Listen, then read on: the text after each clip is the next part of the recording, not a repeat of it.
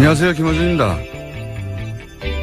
한 국내 매체가 일본 아사히 신문을 인용해 트럼프 대통령이 사드 보고를 받고 한국이 은혜를 모른다고 경로했다고 전했습니다.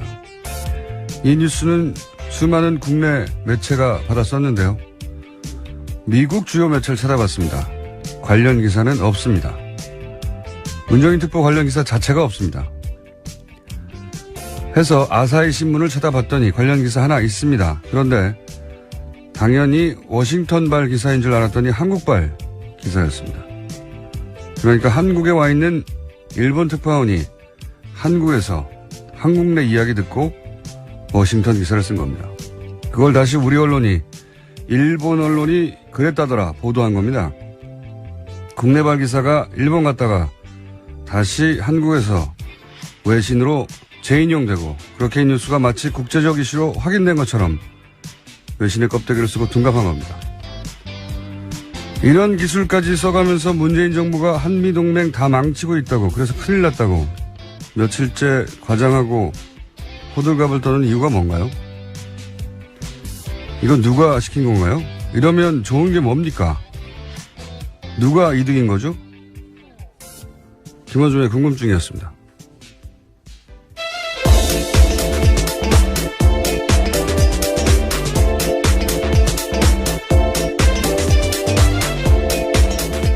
시사인의 김은지입니다. 네. 이런 뉴스가 너무 많아요. 외신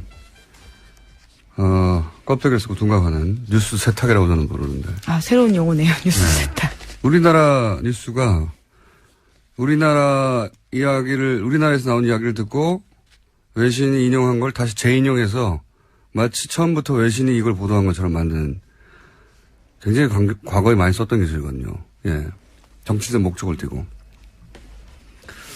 이런 뉴스까지 써야 되는 이유가 뭔지 모르겠어요.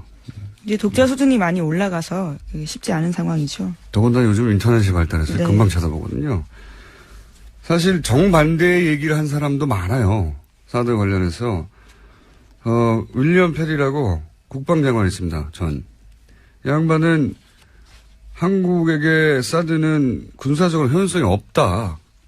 전 국방장관인데. 네, 페리 프로세스로 유명한 네. 국방장관입니다. 한국인들은 사드가 신뢰도가 높은 방어 수준이라고 착각하지 말라고, 조심해야 한다고, 이건 기술적인 문제가 아니라 정치적인 문제라고, 사드가 북한 미술을 다 막아줄 거라고 생각하면 안 되고 군사적으로 큰 효용이 없다. 이런 얘기를 국방장관이 했는데 이건 왜 대서특별 안 합니까?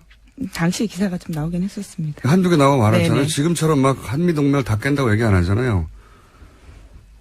아니면은 뉴욕타임즈에서 뭐 트럼프 대통령이 문 대통령을 만날 때 그 입장을 존중해 줘야 된다고, 중국과 미국 사이에 있기 때문에 너무 밀어붙이면 안 된다.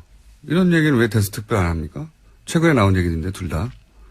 정반대로 왜 한국발 뉴스를 외신까지 쿠션을 먹고 가져와가지고 난리가 났다고. 아, 참네. 왜들 이러는지 모르겠어요. 네. 매우 의심합니다. 여러 가지 의도를. 자, 첫 번째 뉴스는요? 네, 어제 정유라 씨 편지 관련돼서 좀 전해드렸는데요. 오늘 추가 내용 공개됐습니다. 정유라 씨는 편지에서 몰타가 아니라도 모든 나라, 변방에 듣지도 보지도 못한 곳이라도 괜찮으니까 빨리 얻을 수 있는 것으로 해달라면서 지금은 돈이 문제가 아니다라고 적었다고 합니다. 또 그 데드라인도 설정해놨는데요. 적어도 다음 대선, 그러니까 5월 9일까지는 돼야 한다라고 적었다고 합니다. 이게 몰타뿐만이 아니었군요. 네. 네, 시민권 획득해서 도망가려고 했던 게 아니냐라는 정황들이 계속해서 드러나고 있는데요. 이거보다 구체적인 정황이 어딨나요? 네. 뿐만 아니라 이 편지에서 정유라 씨는 빨리 엄마 의견 물어봐서 진행해야 한다라고도 적었습니다. 최순실 씨와 간접 논의한 것으로 보이는 대목입니다. 또 다른 편지에서도요, 최순실 씨 관련된 상황이나 국내 동향들을 물어보면서 편지 받아서 읽으면 라이터로 태워버리니까 보안은 걱정하지 않아도 된다고 적었습니다. 그러니까요. 둘 사이에 비둘기가 있었고, 의견 교환을 했다고 봐야 되겠네요. 그리고, 국적을 취득하려고 했던 목적도 분명하네요. 다음 대선 전까지는 돼야 된다고 하는 걸 보면.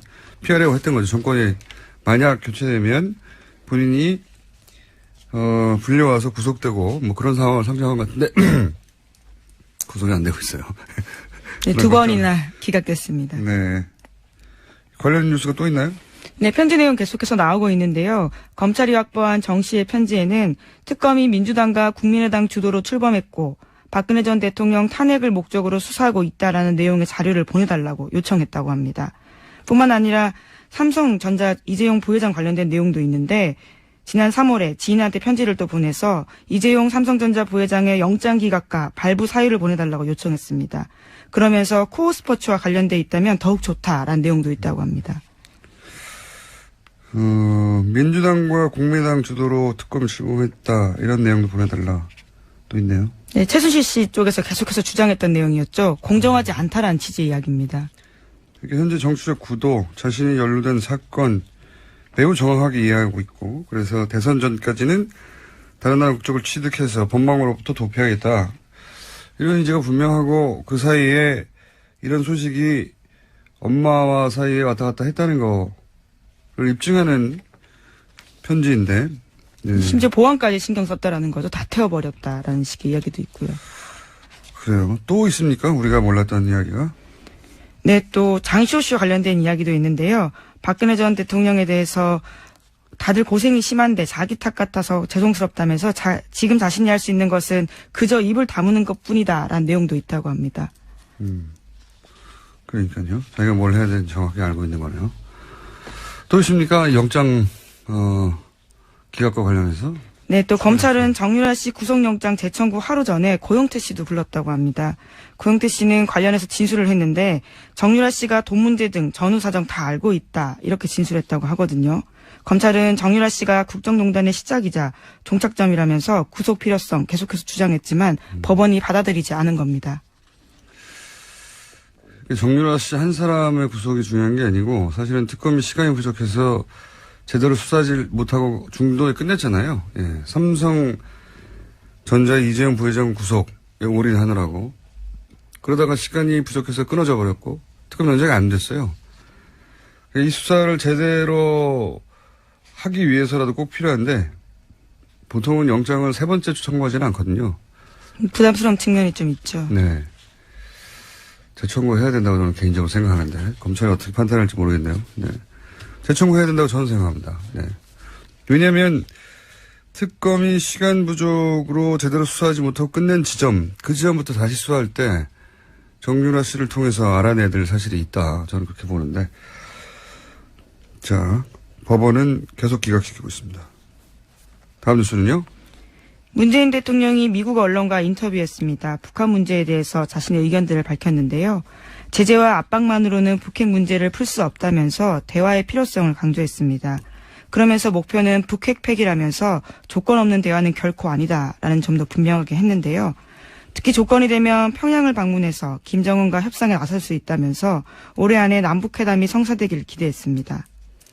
핵심은 이거죠. 한국이 이 남북 문제의 해결에 미국과 같이 보조를 맞추겠지만 한국이 주도해야 된다는 거거든요. 예, 그렇죠. 적극적이고 주도적 역할을 하겠다라는 거죠. 지난 10년간은 우리가 대북 관계에서 사실은 사라졌어요. 박근혜 정부에서는 이젠 채널까지 완전히 닫았고. 예, 아예 만나지도 않았었죠. 대북 관계에서 박근혜 정부가 한 일은 모든 관계를 끊은 거죠. 그래서 모든 채널을 끊고 이제는 대화가 없습니다. 전쟁하는 중에도 대화를 하는 건데. 근데 그러면 이제 미국이 이 문제를 해결해 달라고 맡기는 거거든요. 근데 생각해 보시면 예를 들어서 이라크, 시리아, 여기 사람들이 막 전쟁하고 죽고 그러잖아요. 이걸 우리가 우리 일로 느껴본 사람이 얼마나 있냐. 없어요, 잘. 뉴스 속의 이야기거든요. 미국인들에게도 마찬가지예요. 남북 문제는 지도상의 문제입니다. 자기들의 전략적 문제고. 근데 우리는 전쟁 나면 다 죽는 건 우리잖아요. 미국이 무슨 특별한 사람들이라서 우리 땅의 일을 자기들 일처럼 느끼지 못해요. 너무 당연한 거고. 우리도 시리아의 일을 우리 일처럼 느낍니까? 마찬가지죠. 근데 우리는 이건 우리 일이잖아요. 생존과 관련되어 있는 부분이죠. 전쟁 나면 네. 미국한테는 국지전이 또 한국에서도 발생했구나 하겠지만 우리는 아니에요. 우리는 다 죽는 거라고. 그러면 우리가 이 속에서, 대화 속에서 당연히 있어야 되는데, 지금까지 없었던 거죠. 그게 문제인 거죠. 자, 이제 뭐, 미국에 가서 그런 얘기를 하겠죠, 뭐. 그렇다는 얘기고요. 자, 다음 뉴스는요? 네, 또 문재인 대통령은 사실상 한일 위안부 재검토 합의 필요하다라는 식의 의견도 밝혔습니다. 워싱턴 포스트의 질문에 대한 답이었는데요. 문재인 대통령은 위안부 문제 해결의 핵심은 일본이 법적 책임을 인정하고 공식적으로 사죄하는 것이라고 생각한다고 밝혔습니다. 고노다마로 돌아가자는 거죠. 예. 이미 일본이 다 했던 거를 더 많은 걸 요구하는 게 아니라, 아니, 다 인정했던 걸 왜 다시 부인하는 거야? 이런 거거든요. 이건 우리가 받아들일 수가 없죠, 당연히. 자, 다음 뉴스는요? 네, 강경호 외교부 장관도 어제 일본 외상과 전화통화했습니다. 위안부 합의 받아들일 수 없다고 강조했는데 기시다 외상이 위안부 합의의 착실한 이행이 필요하다라고 말하자 강 장관은 위안부 합의는 우리 국민 대다수와 피해자들이 받아들이지 못하는 게 현실이라고 강조했습니다. 또 독도 문제 관련해서도 부딪혔는데요. 강 장관은 일본이 초중학교 학습 지도 요령 해설서에 독도가 고유 영토라는 왜곡된 주장을 포함시킨 데 대해서 강한 유감을 표시했습니다. 즉각 중단해야 된다라고 촉구했는데요. 외교부는 기타가와 가스로 주한 일본 대사관 정무공사도 초치해서 항의의 뜻을 전달했습니다. 이건 너무 기본적인 건데 여태 안 한 거죠. 예. 이걸 왜 여태 안 했을까요? 강 장관이 특별히 잘했다기보다는 그냥 해야 할 걸 한 거죠. 예. 이때까지 이런 말을 안 했다는 거고요. 비정상이었다는 거죠. 다음 뉴스는요? 네, 160여 명에 달하는 재외공관장들이 일괄 사표 썼다라고 합니다. 강경화 장관 취임 다음 날 사표를 제출했는데 문재인 대통령의 강력한 외교개혁 주문과 관련되어 있어서요. 눈길을 끌고 있습니다. 이게 이제 외교부에서는 뭐 항상 정권 교체기의 관행이라고 이게 한 걸로 제가 기사를 봤는데 제가 기억하는 한 그 전엔 잘 모르겠습니다. 제가 기억하는 한 그 이명박 정부가 들어서면서 한 40~50여 개 공관장에게 사표를 요구했다는 기억을 있는데 전원에게 요구했다는 건 저는 기억이 없거든요. 과대기라고 하는데 확인해 볼 필요가 있겠네요. 만약에 그 전과 다르게 전원에게 했다면 대사, 총영사 모조리 다 사표를 제출하라고 한 거니까 굉장히 강한 조치죠. 예. 네, 아직까지도 전 정권에서 임명된 대사들이 주요 자리를 지키고 있는 상황이긴 합니다. 그 이제 뭐 다 결국 조치하는 건 아니고 일단 사표를 받고 재신임을 해서 그대로 위임하기도 하고 하지만 어쨌든 전원 사표는 저는 처음 듣는데 이건 한번 외교부를 통해 확인해 봐야 되겠네요. 다음 뉴스는요? 인사정국에서 여야 대치로 멈췄던 국회가 정상화됐습니다. 김현미 국토교통부 장관 후보자의 인사청문 보고서가 처리 시한 마지막 날인 어제 통과됐습니다. 자유한국당과 바른정당은 불참했지만 보고서 채택을 막지는 않았습니다. 강경화 장관 임명에 반발해서 국회 일정을 보이콧했던 야3당이 인사청문 일정은 진행하기로 한 발 물러섰습니다. 예정된 수순이에요. 예. 왜냐하면 조국 수석이 출석하는 것으로 조국 수석을 국회의원회가 끌어낸 것으로 만족하고 이제 물러가는 거죠. 네, 다음 달 업무 보고 있는데 그때 자연스럽게 부르자라는 겁니다. 얻어낼 거 얻어냈다고 보고 별일 아닙니다. 원래 이렇게 될 거였어요. 네. 국회에서 막 난리치지만 실제로 뒤에서는 이런 얘기 하는 거거든요. 그걸 언론이 너무 크게 보도하는 거죠. 마치 국회가 박살난 것처럼. 그렇게 먹고 살아야 되니까요. 언론은. 다음 뉴스는요. 문정인 대통령 통일외교안보특보의 미국 방문에 동행했던 김종대 정의당 의원이 자신의 페이스북에서 한국 언론을 강하게 비판했습니다. 그럴만하죠. 예, 그럴만합니다. 뭐라고 비판했습니까? 네, 전후 사정들을 좀 공개한 건데요. 김 의원은 지난 15일 워싱턴에서 열린 한미동맹 세미나에서 보인 미국 전문가들의 일방적인 한국 무시 발언을 소상하게 공개했습니다. 문정인 특보가 강연을 하고 난 뒤 길버트 로즈먼 프린스턴 교수와 마이클 그린 전략 국제문제연구소 선임 부소장 등이 마이클 그린요? 예, 어제 말씀하신 그분이죠. 한국의 사드 배치 재검토에 대해서 한미동맹 깨자라는 것이냐라는 이야기를 했다라는 건데요. 한국이 미중 사이의 중재자가 되겠다라고 한 문재인 대통령의 후보 시절의 발언까지 문제 삼으면서 미국이 중국과 긴밀한 대화하는데 한국이 무슨 중재하느냐 비아냥댔다라는 겁니다. 심지어 한국의 태도에 대해서 중국의 눈치 보면서 한미일 전략 동맹에서 이탈하려는 의도다라는 공격까지 했다고 합니다. 당연해요, 이 사람들은. 왜냐하면 말씀드렸잖아요. 마이클 그린은 아주 대표적인 일본어도 잘하는 싱크탱크, 미국의 이제 대표적인 싱크탱크들이 몇 개 있는데 그 중에서 친일파를 아주 유명한 사람이에요. 일본과 가깝다는 얘기죠. 예. 그리고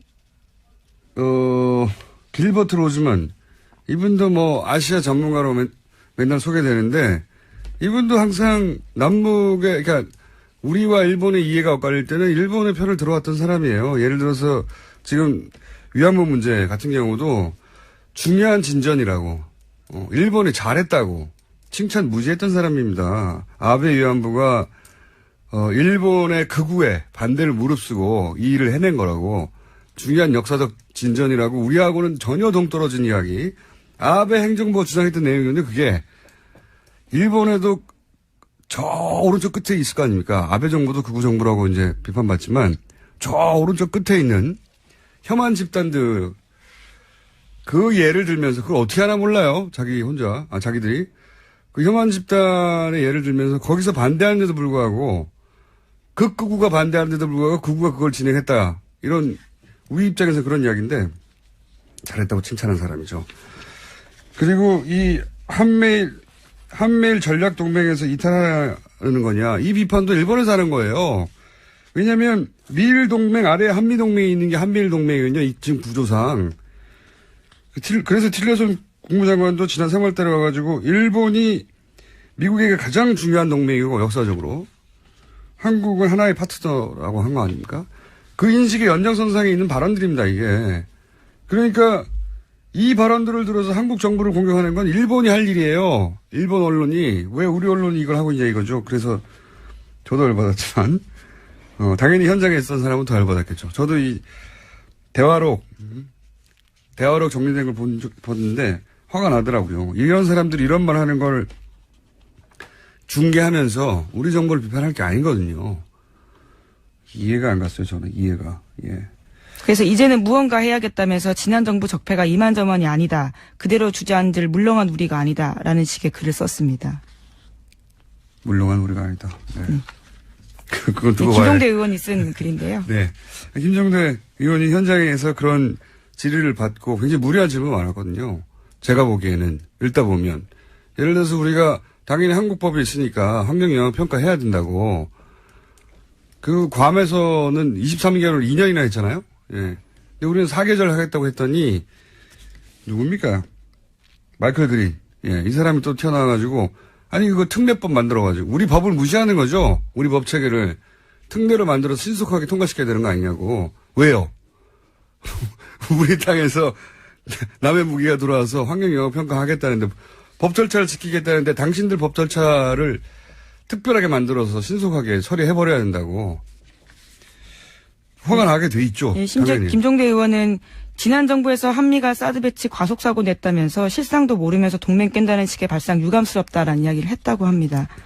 그러자 마이클 그린이 자기도 정부 입장 말한 것은 아니다. 이런 식으로 한 발을 뺐다고 합니다. 그러니까 이 분들이 가지고 있는 편향된 이 사람들 입장에서야 편향됐다고 생각 안 하겠지만 자기들은 태도를 미국을 대표하는 태도라고 바라보는 것도 이상하고 말도 안 되고요. 이게 이 자체가 세미나였는데 미국 언론들이 뭐 주목한 것도 아니에요. 보도도 안 되더라고 하나도. 경로는 무슨 경로.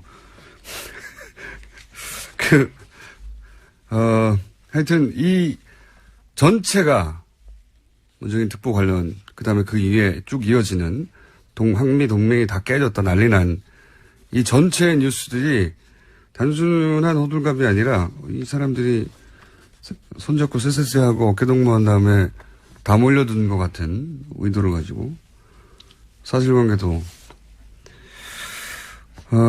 틀린 부분이 많지만 시각 자체도 굉장히 문제였어요. 예, 그걸 문제 삼는. 어쨌든 김종대 의원 혹은 홍익표 의원 혹은 문정인 특보 직접 모시고 이 문제를 한번 현장에서 무슨 일이 있었는지 조만간 시간을 마련해서 따져보겠습니다. 네. 제목 한두 개 정도 정리할 수 있을 것 같습니다. 네, 벨기에 브뤼셀에서 폭탄 테러가 일어났습니다. 지난 19일 런던을 시작으로 파리에 이어서 브뤼셀까지 불과 이틀 새에 유럽에서만 3건의 테러가 일어난 겁니다. 그렇군요. 벨기에가 이제 불어권이거든요. 그래서 프랑스 극단주의하고 연계해서 지난번에도 이 몰렌백에서 거주하는 사람이 프랑스 그 공연장에서 테러 있지 않습니까? 연루됐었었죠. 벨기에가 왜 그러는지 이 문제는 따로 한번 짚어봐야 되겠네요. 네. 런던, 파리처럼 유럽을 대표하는 도시에서 계속 이어지다가 벨기에, 벨기에. EU 본산이 있는 곳이기도 하고요. EU 본부 네. 때문이기도 할 것 같고, 예. 불어권이라 프랑스에 있는 극단주의자들하고 연결되어 있는 것도 같고, 여기서 출장 가더라고요. 네, 멀지 지난번 않죠. 예. 가깝습니다. 제목 정도 읽으려고 했더니 시간이 제목 한 줄만 읽고 끝내죠. 기왕. 네, 마크롱 대통령이 장관 시절의 특혜와 관련해서 검찰 수사를 받기 시작했다고 합니다. 압수수색 시작됐습니다. 네. 네, 프랑스 마크롱 대통령요. 여기도 이런 일이 벌어졌네요. 네. 여기까지 하겠습니다. 지금까지 시사인의 김은지였습니다. 감사합니다. 온갖 전국을 다 함께 헤쳐나오니 두 내부자들 오늘도 더불어민주당 안민석 의원 나오셨습니다. 세상을 바꾸는 불의 명저 끝나지 않은 전쟁의 저자 안민석 의원입니다. 자유한국당의 김성태 의원 나오셨습니다. 예, 김성태입니다. 네. 그 뒤 소개는 없습니까? 안민석 의원처럼? 뭐, 네. 참. 불멸의 철새 김성태입니다. 이런 거 없습니까? 뭐, 저렇게 안민석 의원처럼 저렇게 참 살기도 쉽지 않은 건데 참 대단. 김성태 의원님은 제가 업어드리고 싶어요. 왜요? 최순실 재산 몰수하려고 특별법 추진하는 여야 초당제 의원모임을 만들었는데요. 예. 자유한국당은 딱 한 분만 참여했는데요. 그분이 바로 제 앞에 앉아 계시는 김자, 성자, 태자, 김성태 의원님입니다. 최순실 존경합니다. 특별법에 동참한 유일한 야당 의원입니까? 아니 자유한국당. 유일한 자유한국당 의원. 네네네. 왜 그러셨습니까? 소신의 정치인. 뭐, 소신의 정치인. 뭐, 그 부분. 아직은 거기까지는 가기 힘든 것 같습니다. 큰 철새 한번 하셨기 때문에, 예.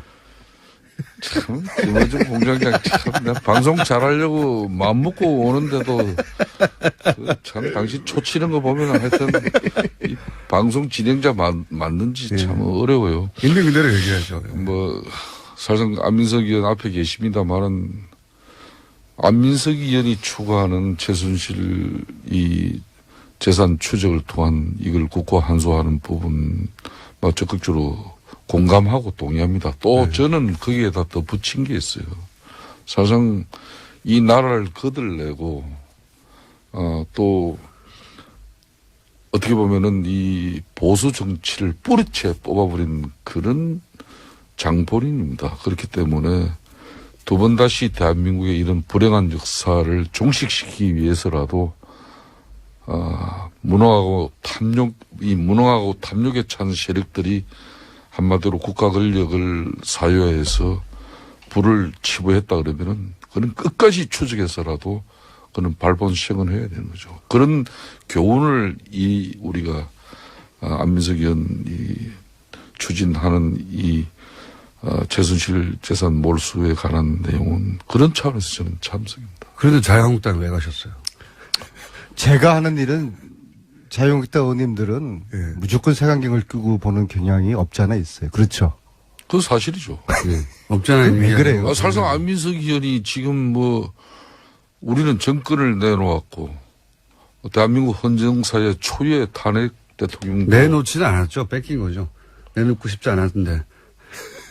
참 언제까지. 저는 이 법이 보수, 진보, 여야 그런 진영의 관점에서 볼 수 있는 법이 아니고요. 대한민국의 이 법은 정의를 바로 세우고 부정부패를 척결하는 법이기 때문에 자유한국당 의원님들이 그런 오해를 하지 말았었으면 좋겠어요. 그렇습니다. 그래서 제가 좀 뭐 말씀을 더 붙인다면은 이게 이제 이참에 지난 대선 공간에서 비록 나온 이야기지만은 분명히 더불어민주당의 핵심 정권의 지금 현재 가장 중심 인물인 그런 인사들이 보수 개멸, 이 보수 개멸론을 들고 나왔단 말이에요. 20년 안에 이제 보수 완전 개멸시켜버리자. 아니 보수가 존재하지 않고 어떻게 진보가 있습니까? 그러니까. 서로가 그러니까 안민석 적절하게 의원처럼 견제하면서 진보와 보수가 고루 날개짓을 하면서 균형 있는 세상을 만들어내는 게 그게 우리 정치인들이 추구해야 될. 근데 김성태 가장 의원처럼 큰 가치예요. 건강한 합리적인 보수 그런 노력을 김성태 의원님은 하시거든요. 근데 아니, 보수 스스로가 자기들은 불의한 세력이고 부패한 세력이라고 딱 프레임에 갇혀 있으면은 정말 개별을 당할 수밖에 없는 거죠. 특히 최순실 재산은 국민들 재산이고 국민들의 피와 땀이거든요. 왜냐하면 이게 채태민 거였으니까. 그죠? 그런 차원에서 시커였으면 그 전에 이제 박정희 대통령과 관련이 있고. 그거는 이제 조사를 해봐야 되는데요. 그러니까 제가 이제 그 대한민국의 부분을 네. 좀 전에 이야기하다가 이제 좀 막혔는데 최순실 국정농단과 최순실 일가의 재산 부정 축제가 이번에 국정조사 특위라든지 특검 과정에서 만천하에 알려졌어요. 그렇다면은 이런 온당하지 못한 그런 쉽게 말하면 불을 치닫은 부분에 대해서는 분명히 우리 세상이 우리 사회가 바로 잡아야죠. 그렇지만은 이걸 입법화하기까지는 상당히 넘어야 될 산이 아주 큽니다. 우리 안민석 의원 잘 아시다시피. 그동안 뭐 공청회에서도 지적은 됐습니다만은 이 헌법상 평등 원칙에 그 어긋나는 그런 소급 입법 문제라든지 또 형법상의 이 명확성의 원칙 뭐 이런 부분들이 저촉될 수 있는 그런 개념들의 명확한 규정 같은 문제를 해결하지 않으면 상당히 어려운 부분이 있어요. 안민석 의원이 이 법을 친일 그 재산 환수법을 뭐 상당히 많이 인용한 거 아닙니까? 적용하고 그죠? 그렇다면은 이 친일 재산 환수법이 이게 소급 입법이거든요. 그러니까 역사적으로 이걸 이례적인 그 공동체적인 가업이라는 점에서 합헌성을 인정받았어요. 그렇듯이 뭐 이 지금 현재 최순실 재산 환수 특별법도 뭐 그런 법안 성안에 심혈을 기울이고 있는 만큼 뭐 저는 잘 되라고 봅니다. 우려하시는 바는 알겠는데 사실 이 법은 제가 법률가가 아니기 때문에 대한민국 최고의 법률가로부터 추한 작성을 제가 부탁을 드려서 또 4차례에 걸친 공청회를 그친 나름대로 완성도를 높인 법이고요. 그럼에도 불구하고 이 법의 통과 가능성은 굉장히 가능성이 좀 현재 단계로서는 낮다고 봅니다. 그래서 제가 전국 다니면서 국민들에게 이 법 제정의 필요성을 몇 명이 호소하는 부족하죠? 이유고요. 몇 명이 부족합니까? 아니, 지금 초당 모임은 25명으로 구성됐고요. 그래서 초당 모임이 중심이 돼가지고, 다음 주에 그 의원들 발의 동의서를 받는데요. 한 150명을 목표로 하는데, 몇 명이 되든 간에 그 명단을 국민들이 원하시면은 제가 좀 결단을 해서라도 공개, 언론에 그럼 공개할 결단까지 생각이고요. 필요합니까? 왜냐하면 잘하시는 동료 일인데. 의원들이 관련된 문제이기 때문에 어쨌거나 이 최순실 재산 몰수 특별법을 이런저런 이유로 만약에 반대한다면 이것은 최순실 재산 몰수를 반대하는 것이거든요. 그래서 국민들의 관심 또 국회에 또 승원이 있기를 바라겠습니다. 그러니까 안민석 의원님이 이 최순실 재산 환수 그분이 왜 이렇게 조용조용히 특별법이 말씀하시죠? 성공하기 사귀시는 것도 위해서는 아니고. 네. 절대 정치적인 정쟁을 야기하는 어떤 그런 정치 수단으로 가져가서는 안 된다는 거예요. 명심하겠습니다. 그건 바로 뭐 일간에 이렇게 올라가면은 박정희 뭐 흔히 말한 이 재산이 박정희하고 상관이 박정희 있습니까? 전 대통령의 뭐 흔히 말하는 정치 비자금까지 거슬러 올라간다.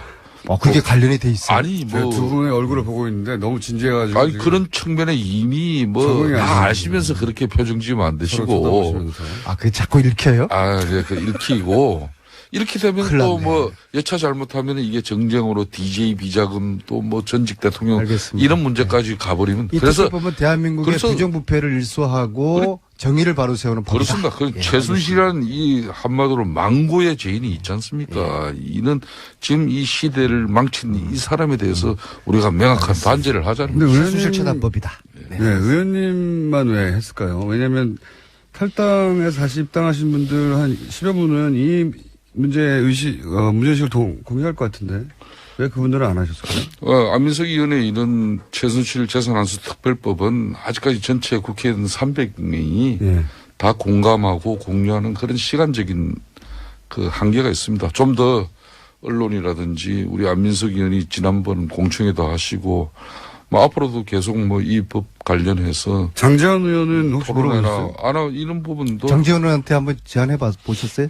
하시면 되죠, 안민석 의원님이. 뭐 저희들도 당내 이런 많은 공감을 확산하기 위한 저의 노력도 많이 부족합니다. 그 장재원 의원님 초당 모임에 합류한답니까? 저도 많은 노력을 기울이겠다는 장재원 의원님 말씀해 보셨어요?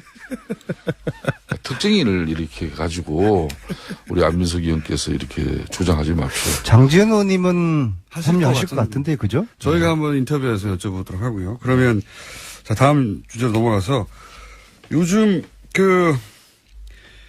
자유한국당에서 이 정권이 끝까지 못 간다는 얘기가 연속으로 계속 나오는데 이철호 의원도 그러고 홍준표 전 지사도 그러고 이게 의총에서 뭔가 결의된 내용입니까? 왜 이런 말이 참난 이분들 참 어떻게 보면 답답하신 분들이에요. 지난 대선에서 자유한국당이 패배한 이유는 최순실 사태에 워낙 큰 타격을 입기도 했지만은 또 그 국정농단의 책임으로 대통령도 탄핵되고 뭐 사실상 정권을 갖다 상납하다시피 할 수밖에 없는 그런 여건이었잖아요.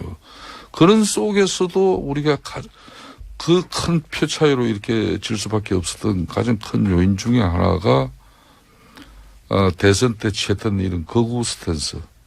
이 거구 스탠스 때문에 예연 확장에 상당히 좀 제동이 걸리는 그런 부분이 많아요. 그런 측면이 있는데도 불구하고 이번 전당대회도 그 연장선상에 있는 거 아닌가 하는 그런 개인적으로 많은 우려를 하고 있어요. 이 정권이 끝까지 못 간다. 뭐 결국은 탄핵되는 얘기인데 그런 이야기가 자유한국당 내에서는 공감대를 얻나요?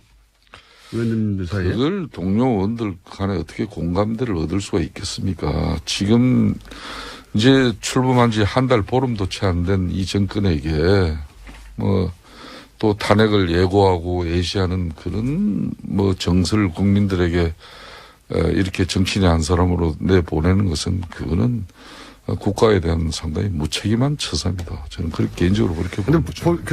같은 생활하는 사람들끼리 모였으면 자기들끼리는 통할 수 있으니까 혹시 그런 생각이 통하나 싶어서 제가 여쭤보는 건데. 저는 절대 우리 자유한국당에도 대통령 탄핵과 또 이번 대선을 통해서 많은 자성과 또 반성 속에서 진정한 보수의 가치를 새롭게 찾고자 하는 많은 노력들이 이어지고 있습니다. 그렇기 때문에 이런 발언들에 대해서 우리 당의 전체적인 기류로 보는 것은 절대 온당치 않습니다. 이거는.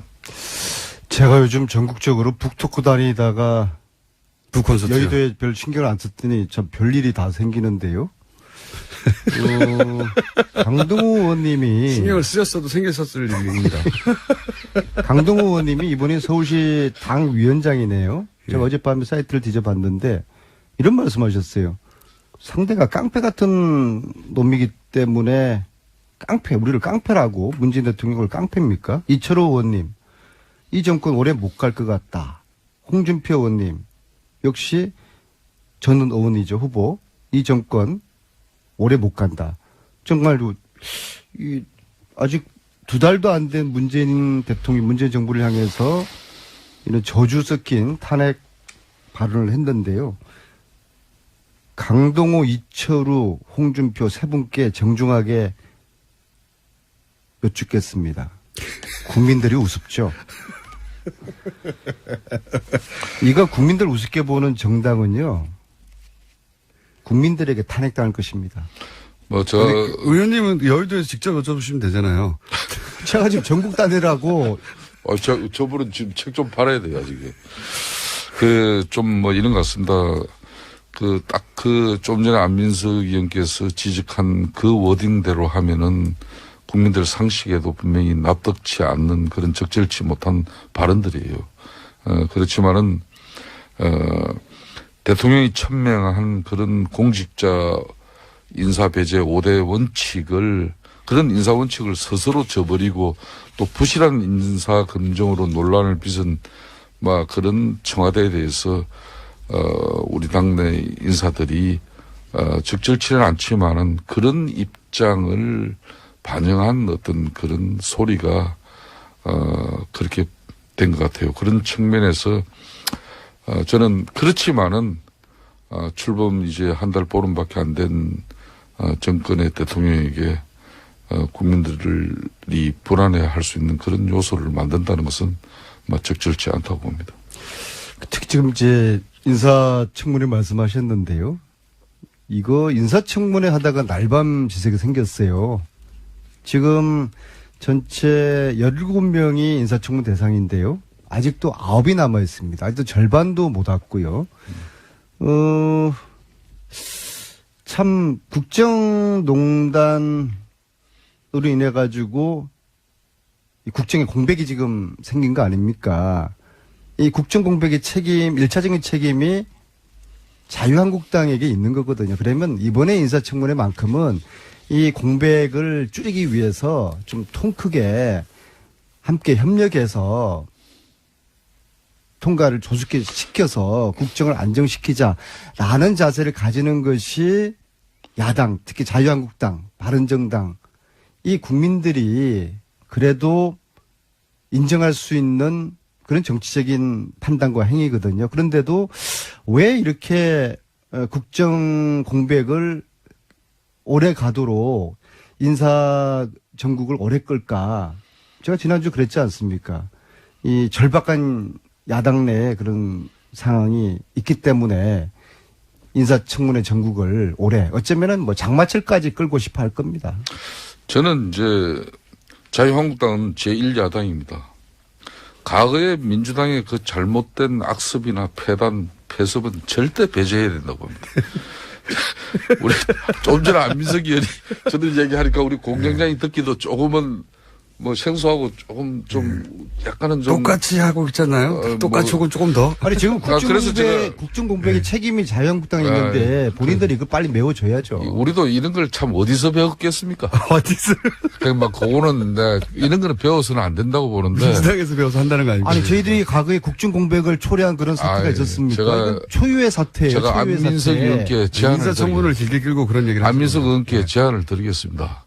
끝나지 않은 전쟁의 푸콘서트 좀 중단하고 또 끝나지 않은 전쟁의 영화 준비도 조금 시간을 줄여서라도 청와대 인사검증팀의 파견 지원을 나가셔가지고 그 최순실 이런 국정농단에 대한 그 추적 정신으로 대통령 지금 현재 지금 현재 추천하는 인사들에 대해서 좀 송곳 같은 사전 검증을 좀 해주세요. 아마 안민석 의원이 사전 검증을 통해 가지고 대통령께서 발표하시는 그런 강요라면은 절대 국회 청문회에서 이런 솔깃한 표정으로 지금. 절대 문제 안 걸려요. 5대 인사 원칙 중에서 청와대에서 안 탈탈 틀어도 걸리지 않을 딱 한 사람이 있다고 어떤 기자가 그러더라고요. 누군데요? 제가 굳이 제 입으로 이야기하지 않겠습니다. 의원님 스스로를 말씀하시는 겁니까? 제 입으로 이야기할 수는 없고요. 왜냐하면 저는 최순실이가 저를 검증하지 않았습니까? 15년에 안민석 탈탈 틀어라, 안민석 뒷조사해라. 5개 아니라 50개도 제가 다 빠져나갔거든요. 그런데 어제 아까 북토크 말씀하셨으니까 어제 북토크에서 노성일 부장이 스페셜 게스트로 나와서 어제 안산사 했거든요. 또 재장사 시작을. 유족을 위로하는 의미에서 노래를 하나 불렀어요. 광야에서. 그랬더니 청중에서 야 여기가 노래방이야 하면서 과음을 지르면서 여기저기서 막 동조를 하더라고요. 제 북토크를 방해하는 세력들이 조직적으로 준동하고 있다. 엄벌을 할 것이다. 다른 출판사에서요? 정권 출범 초기에 첫인상은 상당히 중요합니다. 인사검증 잘해야죠. 그렇기 때문에 안민석 의원 같은 분이 청와대 대통령께 좀 직언이 필요한 시기예요. 연락이 안 되죠. 지금 연락이 안 되더라도 돼야죠. 저분이 제가 알기로는 이번에 대통령 아마 다음 주 미국 방문하는데 한미 정상회담에 그리고 국가 보안 문제를 대통령 아마 수행 민주당의 수행 아니, 아직 결정되지 않았어요. 수행 인사 결정되지 중에 않았어요. 만일 안민석 의원 같은 사람 안 데려가면은 문재인 대통령 그 국가 정말 보안인데 그는 영어도 잘 안 되시면서. 영어는 미국에서 박사학위까지 하신 분인데 왜 영어가 안 됩니까? 조국 민정수석이 저를 민정수석 특별 보좌관으로 채용해 주십시오. 아니 그럼 그러니까 제가 안민석 열심히 의원님, 안민석 뒷받침해서 의원님. 송곳 같은 그래서 인사를 내가 하겠습니다. 지금 왜 직원이 필요하면요. 한국 이미 그 문정인 특보 같으신 분들 지금 한미 정상회담 앞두고 미국 가서 물론 학술 뭐 자기는 연구단체의 자격으로 갔다고 했지만은 그 적절치 못한 발언으로 얼마나 한미 동맹이 지금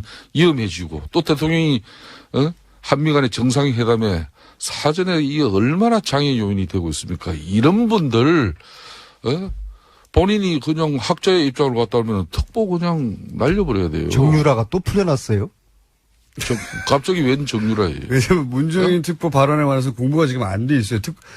그리고 장관들 수사냐고. 제대로 본인 송영무 지금 현재 국방부 장관 같은 경우도 그분이 해군 참모총장 시절에 그 부적합한 행동들에 대해서 요 근래 계속 언론에서 지금 부적격자의 인상을 지울 수 없는 그런 기사가 나오고 있잖아요.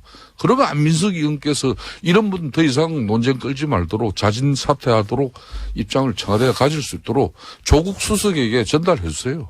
사법부는 정유라를 잔챙이로 보는 것 같아요. 정유라는 영린이고 핵심인데 왜 정유라를 이렇게 풀어줘서 국민들 화병을 또 도지게 만들죠? 어떨 도사는 어떻게 생각하세요? 글쎄요, 저도 공장장. 영장 기각에 유감이 많습니다. 예.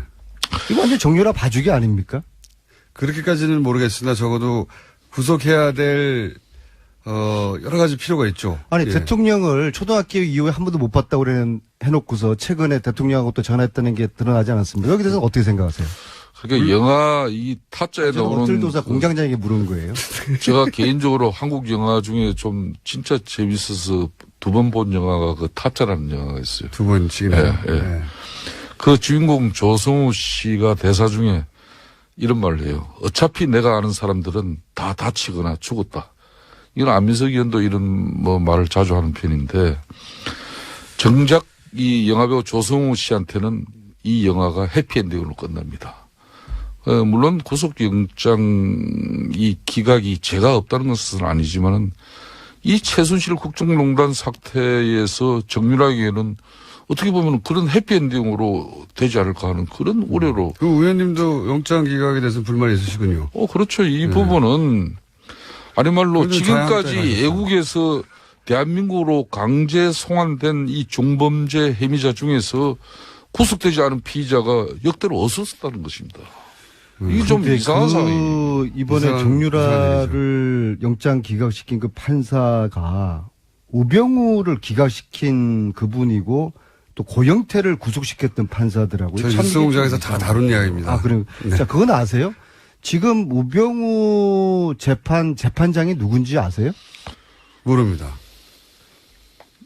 지난번에 우리 3월 달, 제 기억 3월 20일 날로 기억되는데요. 3월 16일 날로 기억되는데 이 자리에서 우리가 이재용 부회장의 주심 판사가 최순실 후견인이었다. 부장판사의 네, 장인이. 장인이 예. 최순실의 후견인이었다라고 해서 이게 그분이 공정한 재판이 의심스럽다라고 했더니 하루 만에 그 주심판사 바뀌었지 않습니까? 예. 근데 그 분이 지금 우병우 재판을 맡고 있어요. 아, 그래요? 아이고 참 미치겠어요. 어허. 이게 우연의 일치입니까? 우연히 일치했죠. 근데 우연의 일치길 바라겠어요. 이게 만약에 의도되거나 기획된 거라 그러면은 대한민국이 슬픈 것이죠. 그러지 않길 바라겠지만 근데 저는 그러니까- 그분이 네. 지난번에 그런 일이 있었으면은 민사재판부로 갔어야 된다고 봅니다. 내가 형사재판부에 있는 한은 이 사건을 맡을 수밖에 없고 오해를 받을 수 있으니까 민사재판부로 보내달라. 내지는 이 국정농단 관련된 재판은 나를 배제시켜달라. 스스로. 그렇게 했어야 되는 것인데 네. 왜 또다시 이런 오해를 받아서 최순실 국정농단 사건을 하지 않는 게 오해를 받지 않는 길이긴 하죠. 지금은. 그 상식 예. 제가 아는 판사들한테 물어봤어요. 그러면 자기들은 이런 재판 안 맞는다. 민사재판부로 갈 것이다. 스스로 안 그것이 맞는다고 할 수 풀리다. 있는데 예, 제도가 여러 있는 걸로 판사님들한테 아는데. 그렇게 이야기를 들었어요. 이 판사님 참 이해할 수 없고요. 정말 이 재판이 공정하기를 바라지만은 공정할 수 있을까? 확인된 거죠. 이재용 부회장 제가 처음에 이제 주시면- 허위사실 이야기했습니까? 허위사실을 얘기한 적이 허위사실 이야기했습니다. 이 자리에 이대로 네. 있을 것이면 불완전한 사실을 최순실이가 얘기한 적은 많으십니다. 저를 놔뒀겠습니까? 의혹 제기는 대한민국에서 의혹 제기가 제일 아니라- 많이 하시는 분 중에 하나. 의혹 제기가 아니라 이거는 팩트예요. 그분이 지금 그러니까요. 우병우 재판을 맡고 있는 주심 판사예요. 네. 최순실 후견인이 자기네 후견인이었던 게 밝혀져서 만 하루 만에 그분이 이제 우병우 민정국 전민수석 주심입니까? 네. 처음 알았습니다. 안민석 의원, 김성태 의원이었습니다. 감사합니다. 네. 감사합니다. 안녕하세요. 김어준입니다. 한 국내 매체가 일본 아사히 신문을 인용해 트럼프 대통령이 사드 보고를 받고 한국이 은혜를 모른다고 경로했다고 전했습니다. 이 뉴스는 수많은 국내 매체가 받았었는데요. 미국 주요 매체를 찾아봤습니다. 관련 기사는 없습니다. 문정인 특보 관련 기사 자체가 없습니다. 해서 아사히 신문을 찾아봤더니 관련 기사 하나 있습니다. 그런데 당연히 워싱턴발 기사인 줄 알았더니 한국발 기사였습니다. 그러니까 한국에 와 있는 일본 특파원이 한국에서 한국 내 이야기 듣고 워싱턴 기사를 쓴 겁니다. 그걸 다시 우리 언론이 일본 언론이 그랬다더라 보도한 겁니다. 국내발 기사가 일본 갔다가 다시 한국에서 외신으로 재인용되고 그렇게 이 뉴스가 마치 국제적 이슈로 확인된 것처럼 외신의 껍데기를 쓰고 둔갑한 겁니다.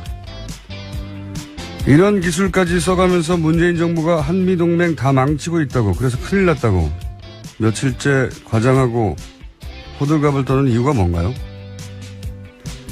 이건 누가 시킨 건가요? 이러면 좋은 게 뭡니까? 누가 이득인 거죠? 김어준의 궁금증이었습니다.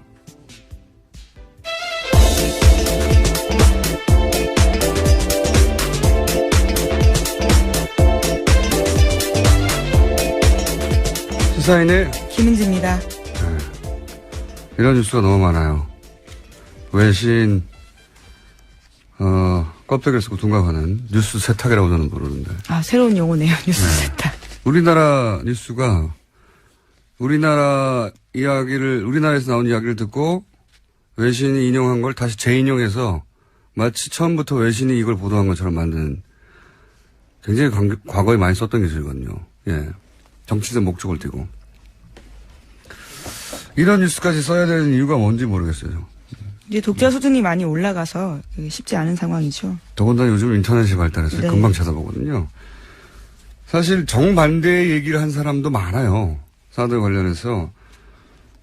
윌리엄 페리라고 국방장관이 있습니다. 이 양반은 한국에게 사드는 군사적으로 효용성이 없다. 전 국방장관인데. 네, 페리 프로세스로 유명한 전 네. 국방장관입니다. 한국인들은 사드가 신뢰도가 높은 방어 수준이라고 착각하지 말라고 조심해야 한다고. 이건 기술적인 문제가 아니라 정치적인 문제라고. 사드가 북한 미술을 다 막아줄 거라고 생각하면 안 되고 군사적으로 큰 효용이 없다. 이런 얘기를 국방장관이 했는데 이건 왜 대서특별 안 합니까? 당시 기사가 좀 나오긴 했었습니다. 한두 개 나오고 말았잖아요. 네네. 지금처럼 막 한미동맹을 다 깬다고 얘기 안 하잖아요. 아니면은 뉴욕타임즈에서 뭐 트럼프 대통령이 문 대통령을 만날 때는 아니고 일단 사표를 받고 재신임을 해서 그대로 위임하기도 하고 하지만 어쨌든 전원 사표는 저는 처음 듣는데 이건 한번 외교부를 통해 확인해 봐야 되겠네요. 다음 뉴스는요? 인사정국에서 여야 대치로 멈췄던 국회가 정상화됐습니다. 김현미 국토교통부 장관 후보자의 인사청문 보고서가 처리 시한 마지막 날인 어제 통과됐습니다. 자유한국당과 바른정당은 불참했지만 보고서 채택을 막지는 않았습니다.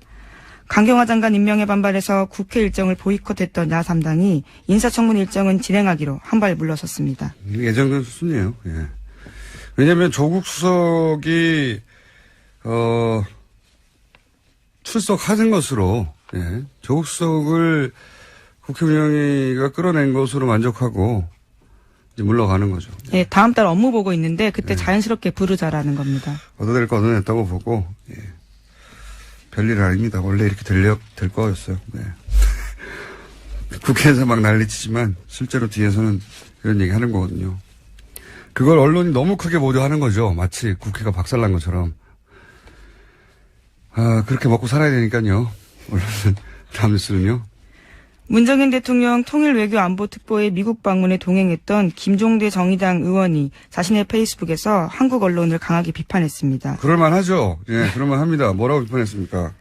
네, 전후 사정들을 좀 공개한 건데요. 김 의원은 지난 15일 워싱턴에서 열린 한미동맹 세미나에서 보인 미국 전문가들의 일방적인 한국 무시 발언을 소상하게 공개했습니다.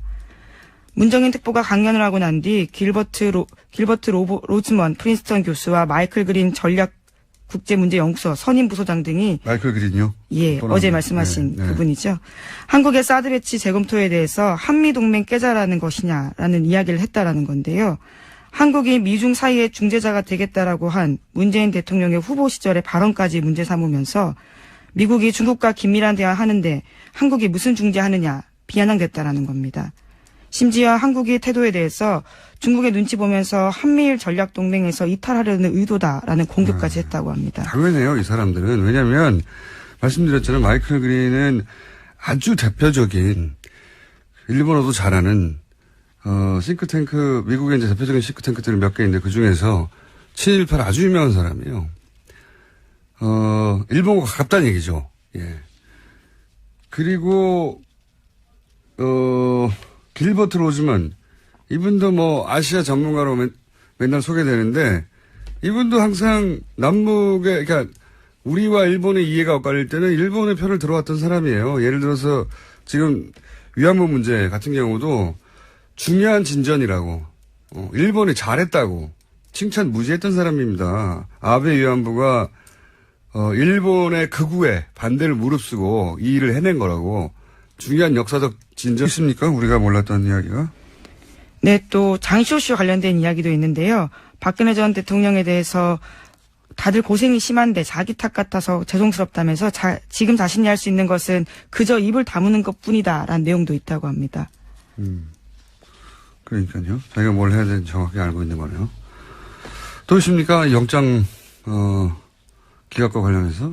네, 또 검찰은 정유라 씨 구속영장 재청구 하루 전에 고영태 씨도 불렀다고 합니다. 고영태 씨는 관련해서 진술을 했는데 정유라 씨가 돈 문제 등 전후 사정 다 알고 있다 이렇게 진술했다고 하거든요. 검찰은 정유라 씨가 국정농단의 시작이자 종착점이라면서 구속 필요성 계속해서 주장했지만 법원이 받아들이지 않은 겁니다. 정유라 씨 한 사람의 구속이 중요한 게 아니고 사실은 특검이 시간이 부족해서 제대로 수사하지 못하고 중도에 끝냈잖아요. 예. 삼성전자 이재용 부회장 구속에 올인하느라고. 그러다가 시간이 부족해서 끊어져 버렸고 특검 연장이 안 됐어요. 이 수사를 제대로 하기 위해서라도 꼭 필요한데 보통은 영장을 세 번째 청구하지는 않거든요. 부담스러운 측면이 좀 있죠. 네. 재청구해야 된다고 저는 개인적으로 생각하는데 검찰이 어떻게 판단할지 모르겠네요. 네. 재청구해야 된다고 저는 생각합니다. 네. 왜냐하면 특검이 시간 부족으로 제대로 수사하지 못하고 끝낸 지점, 그 지점부터 다시 수사할 때 정유라 씨를 통해서 알아내야 될 사실이 있다. 저는 그렇게 보는데. 자, 법원은 계속 기각시키고 있습니다. 다음 뉴스는요? 문재인 대통령이 미국 언론과 인터뷰했습니다. 북한 문제에 대해서 자신의 의견들을 밝혔는데요. 제재와 압박만으로는 북핵 문제를 풀 수 없다면서 대화의 필요성을 강조했습니다. 그러면서 목표는 북핵 폐기라면서 조건 없는 대화는 결코 아니다라는 점도 분명하게 했는데요.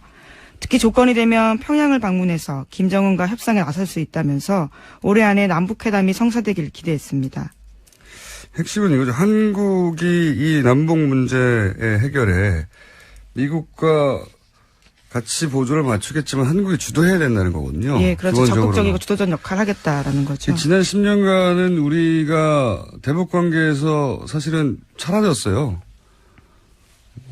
박근혜 정부에서는 이젠 채널까지 완전히 닫았고. 예, 아예 만나지도 않았었죠. 대북 관계에서 박근혜 정부가 한 일은 모든 관계를 끊은 거죠. 그래서 모든 채널을 끊고 이제는 대화가 없습니다. 전쟁하는 중에도 대화를 하는 건데. 근데 그러면 이제 미국이 이 문제를 해결해 달라고 맡기는 거거든요. 근데 생각해 보시면 예를 들어서 이라크, 시리아,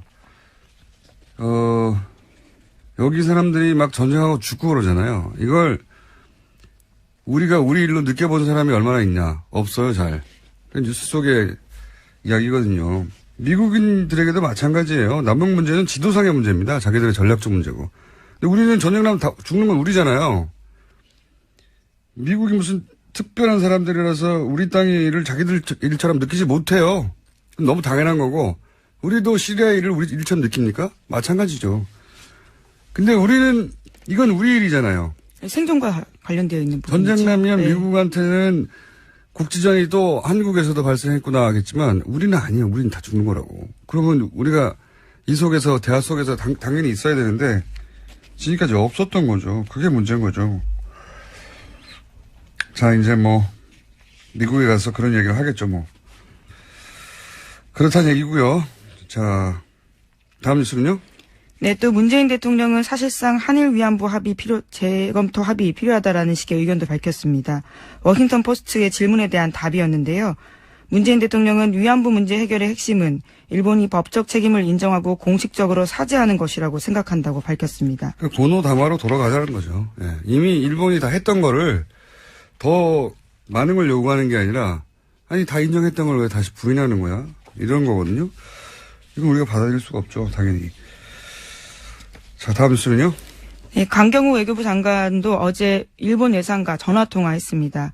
위안부 합의 받아들일 수 없다고 강조했는데 기시다 외상이 위안부 합의의 착실한 이행이 필요하다라고 말하자 강 장관은 위안부 합의는 우리 국민 대다수와 피해자들이 받아들이지 못하는 게 현실이라고 강조했습니다. 또 독도 문제 관련해서도 부딪혔는데요. 강 장관은 일본이 초중학교 학습 지도 요령 해설서에 독도가 고유 영토라는 왜곡된 주장을 포함시킨 데 대해서 강한 유감을 표시했습니다. 즉각 중단해야 된다라고 촉구했는데요. 외교부는 기타가와 가스로 주한 일본 대사관 정무공사도 초치해서 항의의 뜻을 전달했습니다. 이건 너무 기본적인 건데 여태 안 한 거죠. 예. 이걸 왜 여태 안 했을까요? 강 장관이 특별히 잘했다기보다는 그냥 해야 할 걸 한 거죠. 예.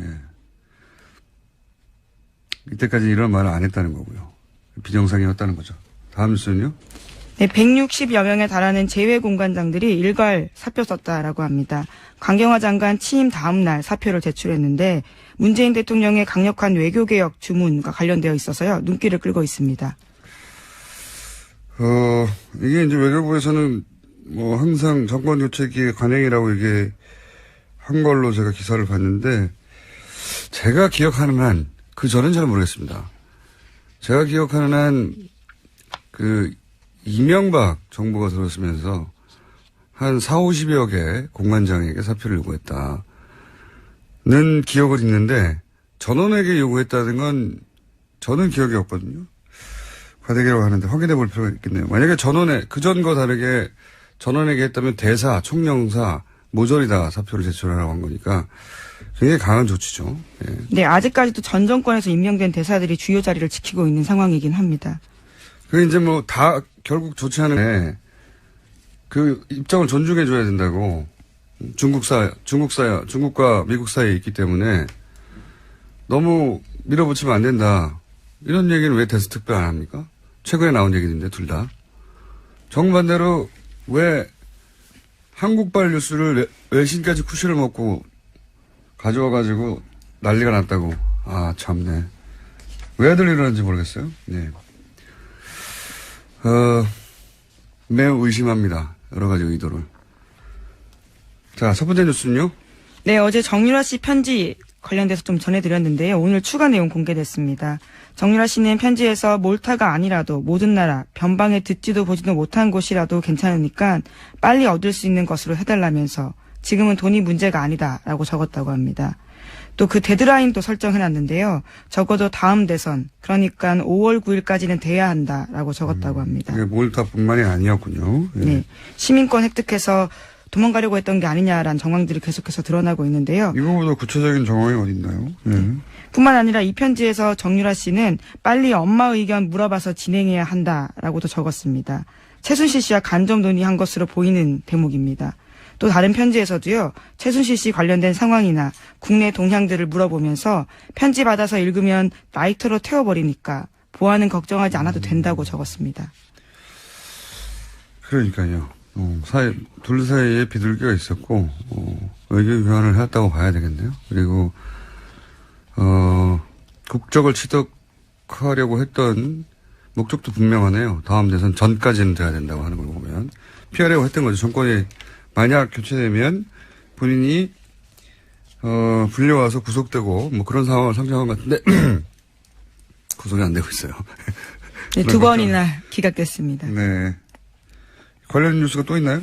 네, 편지 내용 계속해서 나오고 있는데요. 검찰이 확보한 정 씨의 편지에는 특검이 민주당과 국민의당 주도로 출범했고 박근혜 전 대통령 탄핵을 목적으로 수사하고 있다라는 내용의 자료를 보내달라고 요청했다고 합니다. 뿐만 아니라 삼성전자 이재용 부회장 관련된 내용도 있는데 지난 3월에 지인한테 편지를 또 보내서 이재용 삼성전자 부회장의 영장 기각과 발부 사유를 보내달라고 요청했습니다. 그러면서 코어 스포츠와 관련돼 있다면 더욱 좋다라는 내용도 있다고 합니다. 민주당과 국민의당 주도로 특검 출범했다 이런 내용도 보내달라 또 있네요. 네, 최순실 씨 쪽에서 계속해서 주장했던 내용이었죠. 공정하지 않다라는 취지의 이야기입니다. 현재 정치적 구도, 자신이 연루된 사건 매우 정확하게 이해하고 있고 그래서 대선 전까지는 다른 나라 국적을 취득해서 법망으로부터 도피하겠다. 이런 의지가 분명하고 그 사이에 이런 소식이 엄마와 사이에 왔다 갔다 했다는 거를 입증하는 편지인데. 네. 심지어 보안까지 신경 썼다라는 거죠. 다 태워버렸다라는 식의 이야기도 있고요. 그래요. 또